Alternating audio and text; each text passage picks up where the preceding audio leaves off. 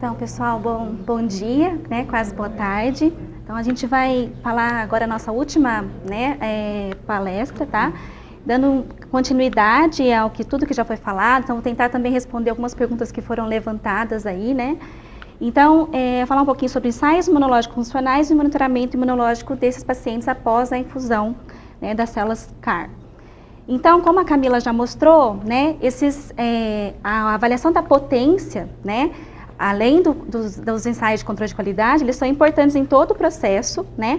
Os controles de qualidade que ela já citou, né, de viabilidade, esterilidade, mas aqui a gente vai, né, focar um pouquinho na potência, que são os estágios imunológicos, para provar, né, durante o meu bioprocesso, que eu estou produzindo células, né, potentes, funcionais, que vão ser capazes de destruir as células tumorais quando injetadas nesse paciente.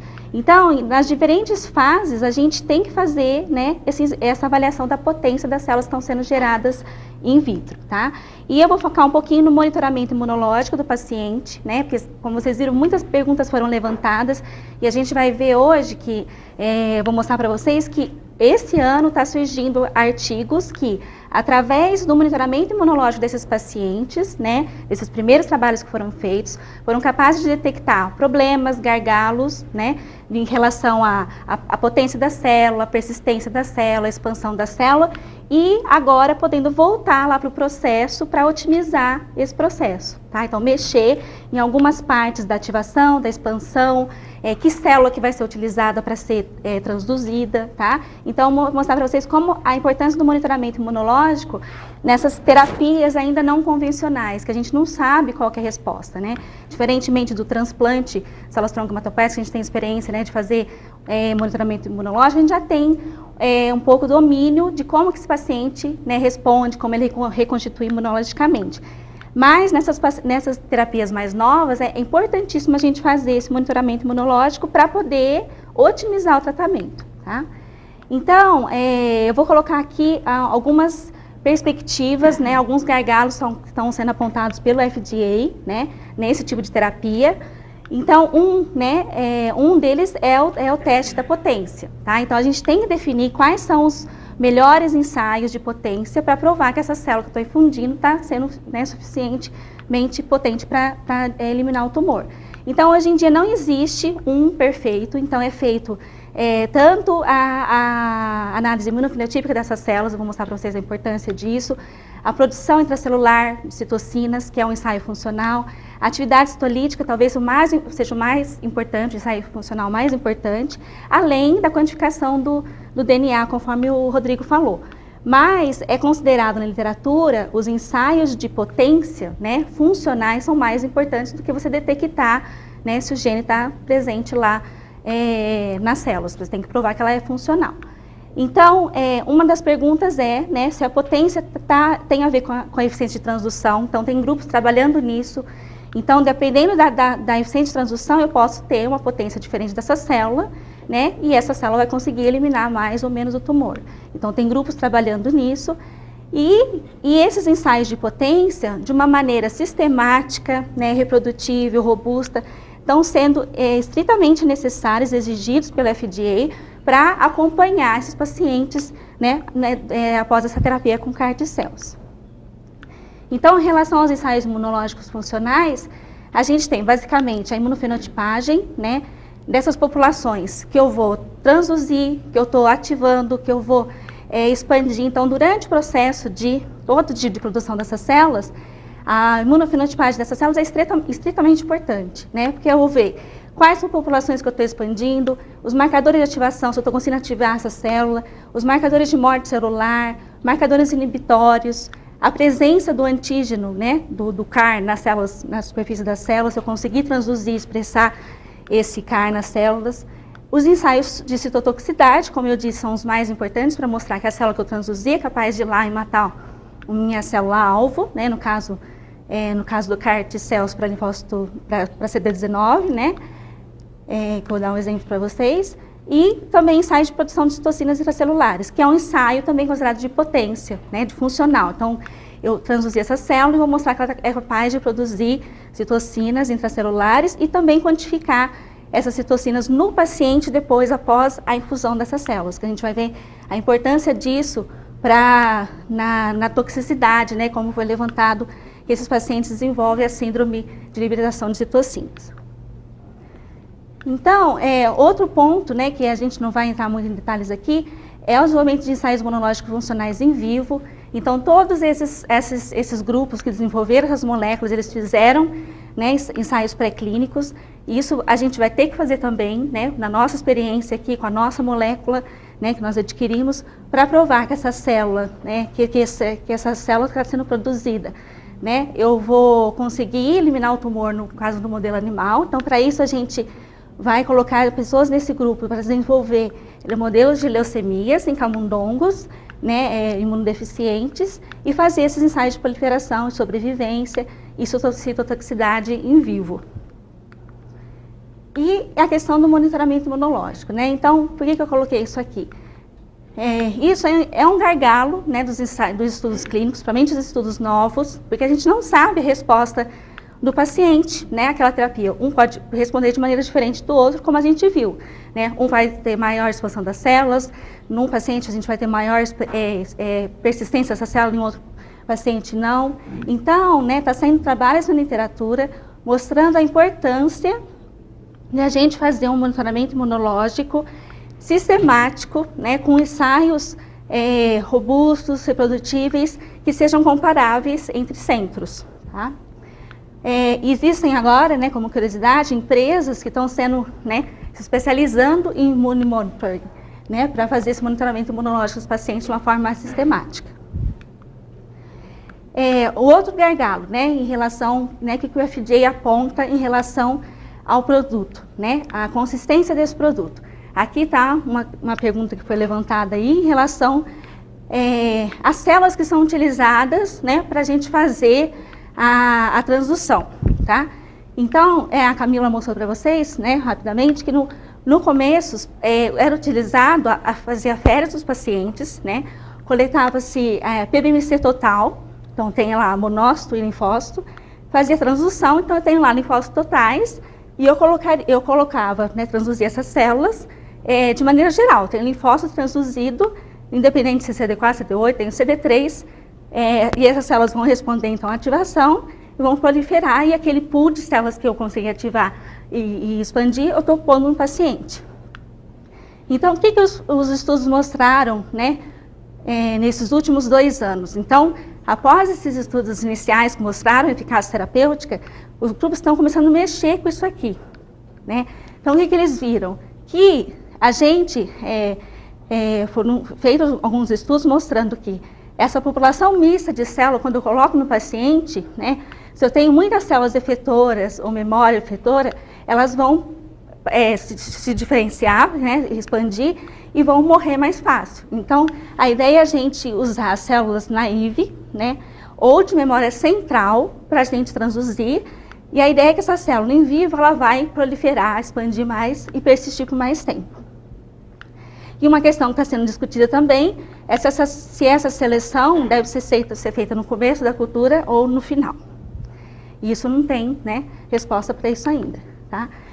Então, aqui mostrando a importância da facility de densitometria de fluxo, né, desses ensaios de imunofenotipagem.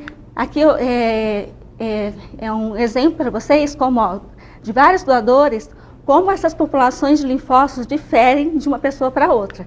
Então, se eu faço a transdução, de uma população de células CD3 totais, eu tenho diferentes proporções de célula naive, de célula de memória efetora, memória central e células efetoras, tá? Então, a ideia hoje em dia é a gente selecionar essas células, as células não só CD3, mas CD4 ou CD8, e ainda por cima, né, fazer um sorte de uma população, principalmente células naive e células de memória central, que são as células que vão ter capacidade maior de expandir depois em vivo, após a infusão do paciente. Então, esse grupo aqui, esse artigo foi publicado na JCI este ano, então super novo, né? O que eles fizeram? Eles mostraram isso que eu mostrei para vocês agora. Pegaram pacientes com a LLC, né? LLA, desculpa, e mostraram que, comparando com indivíduos saudáveis, a proporção de células naïves, células de memória e memória efetora é diferente, né?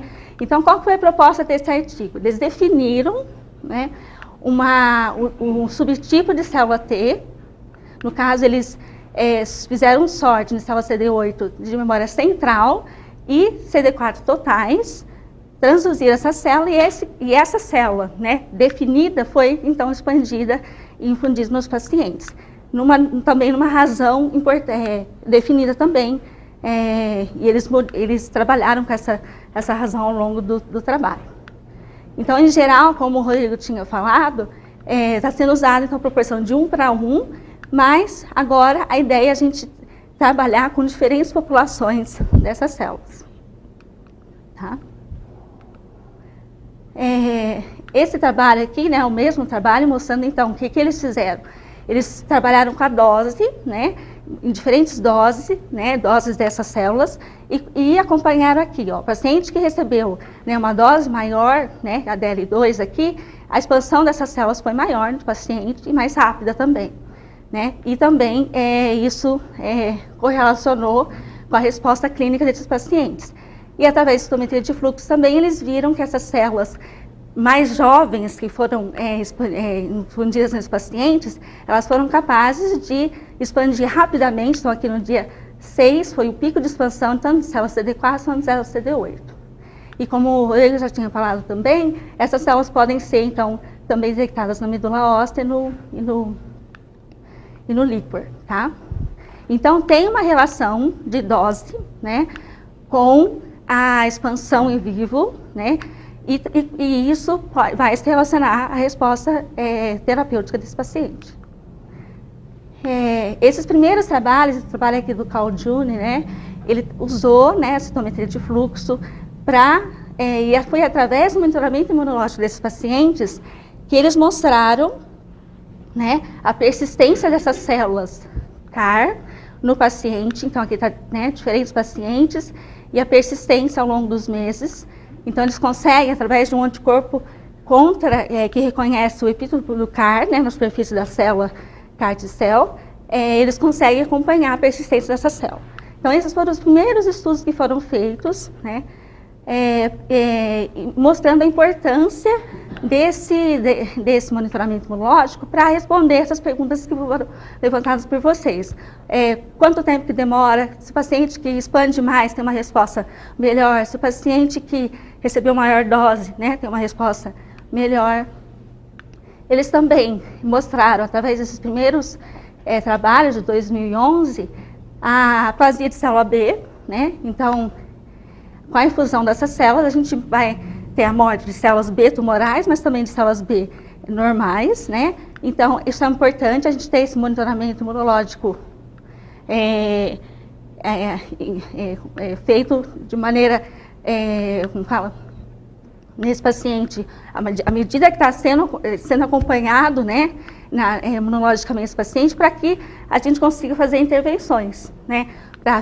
Tanto para que afetam, por exemplo, a aplasia de célula B. Então, por exemplo, se esse paciente está tendo muita aplasia, eu vou injetar imunoglobulina nesse paciente. Né? Se ele está tendo muita produção de citocina, eu vou, então, usar lá o anticorpo que é anti-IL-6, por exemplo. Esses trabalhos, então, né, também, através do monitoramento imunológico, eles mostraram que pacientes que têm essa síndrome severa de liberação de citocina, né, eles produzem um nível maior, né, de IL-6, e isso acontece, né, essa liberação de citocinas extremamente grande acontece nos pacientes porque você tem uma ativação geral do sistema imunológico, né? Você tem a morte do tumor, mas você também tem a ativação de todos os tipos celulares ali que estão sendo ativados, né? As células APC estão produzindo citocinas, né? E ativando todo o sistema imunológico. Então, essa liberação de citocina é enorme por causa disso, tá? Então, é importante fazer esse monitoramento imunológico para ver o grau, né, dessa síndrome de liberação de citocina para fazer uma intervenção terapêutica nesse paciente. O ensaio de citotoxicidade, né, hoje em dia tem várias maneiras de a gente fazer esse ensaio in vitro, né, de uma maneira bem bonita. Aqui está mostrando aqui né, uma célula que não foi transduzida com CAR, né? Então, eu tenho aqui a célula-alvo e a célula não transduzida, a gente não tem morte dessa célula. A hora que eu coloco essa célula-alvo, né, marcada com corante, e coloco na presença de células efetoras, eu consigo, então, marcar essas células e eu faço, então, um gráfico aqui de lise específica. E isso é um ensaio funcional que deve ser feito, né, para avaliar a potência dessas células que eu estou produzindo. E vou infundir no paciente. Então, o monitoramento imunológico nessas terapias mais novas, ele é importante porque ele permite a gente descobrir biomarcadores de resposta terapêutica, né? Através do acompanhamento, da expansão, duração da infusão dessas células, eu vou conseguir, então, intervir nesse paciente, né? Tratando as possíveis toxicidades dessa terapia, fazer uma correlação entre marcadores imunológicos, né, com a resposta terapêutica, isso é super importante, e avaliação da toxicidade também, como eu já comentei com vocês, e já foi comentado também nas outras aulas, que dependendo, né, se a gente fizer essa avaliação contínua nesse paciente, a gente consegue fazer intervenções. Então, estou vendo que um paciente tem muita liberação de citocina, eu posso usar, né, de ferramentas como, por exemplo, anticorpos monoclonais e outras, né, até mesmo o ICARS, que vão, então, parar essa resposta imunológica que está acontecendo nesse paciente. Tá.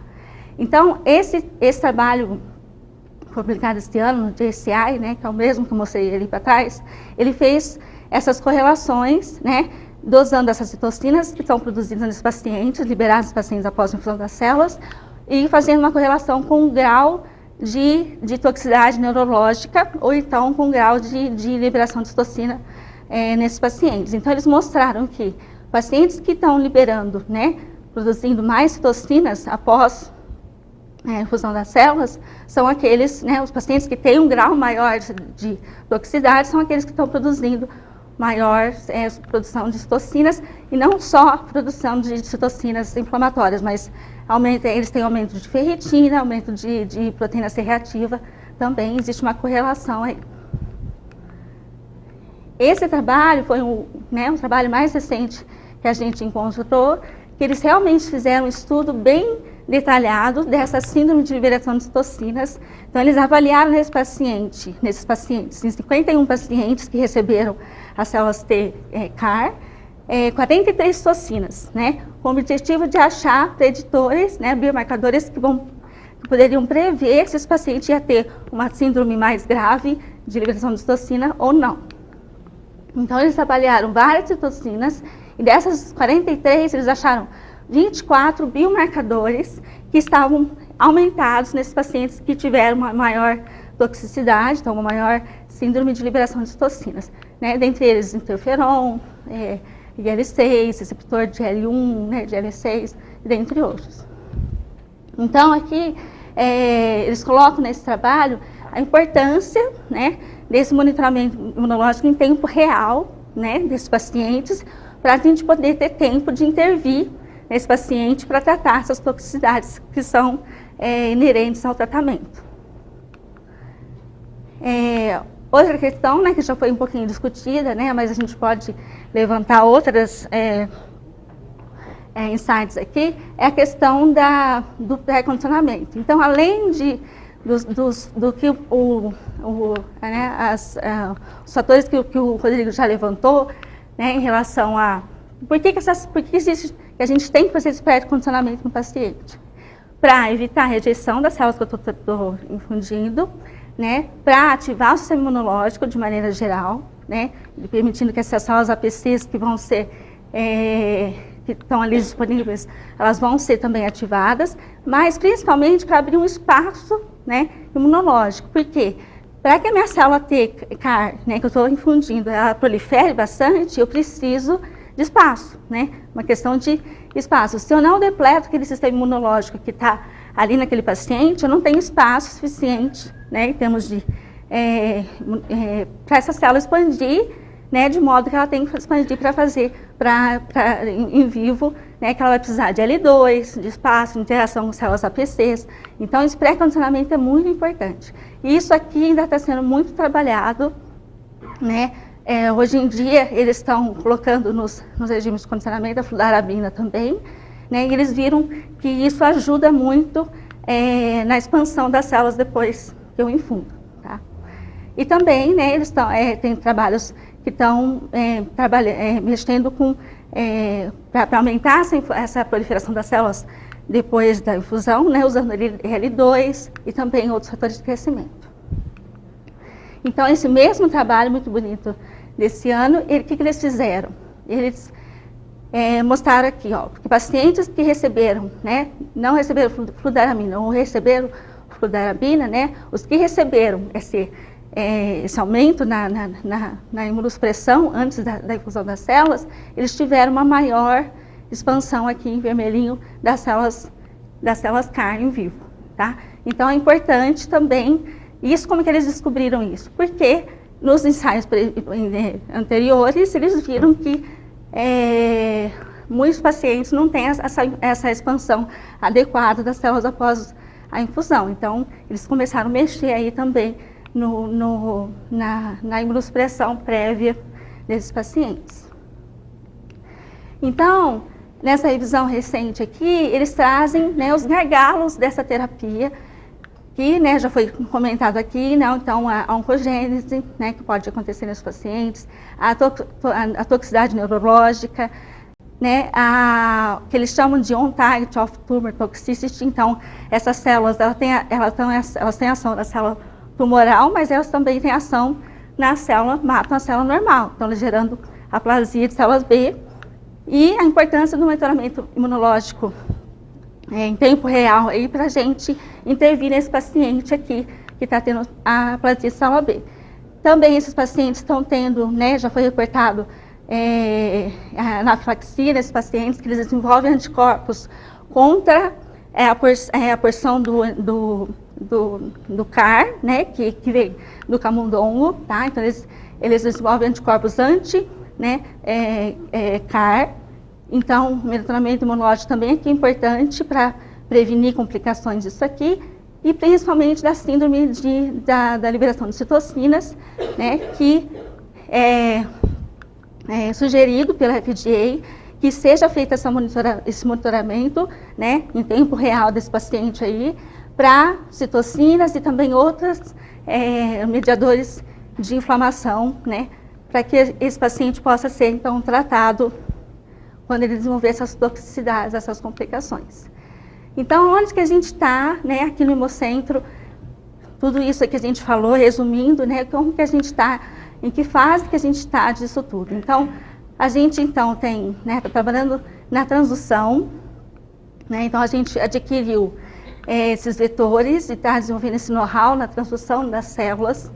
A gente está trabalhando na padronização de ensaios, né, de potência em vivo, que a gente vai começar in vitro, para que a gente tenha, né, uma maneira, ensaios robustos, né, para a gente fazer esse monitoramento imunológico de forma sistematizada, né, desenvolvendo essa plataforma de expansão dos linfócitos, né, que a ideia é a gente adquirir um know-how não só para expandir células CAR, mas também células NK e outros tipos de linfócitos, e fazer, então, agora, começar a trabalhar com linfócitos de pacientes com LLC, por exemplo, para a gente ver a eficácia, né, a potência dessas células que a gente está gerando, para no futuro a gente ter, então, né, um ensaio clínico de fase 1, né, que vai ser, então, acompanhado com os pacientes vão ser avaliados, né, com monitoramento imunológico, para prevenir e tratar todas essas complicações e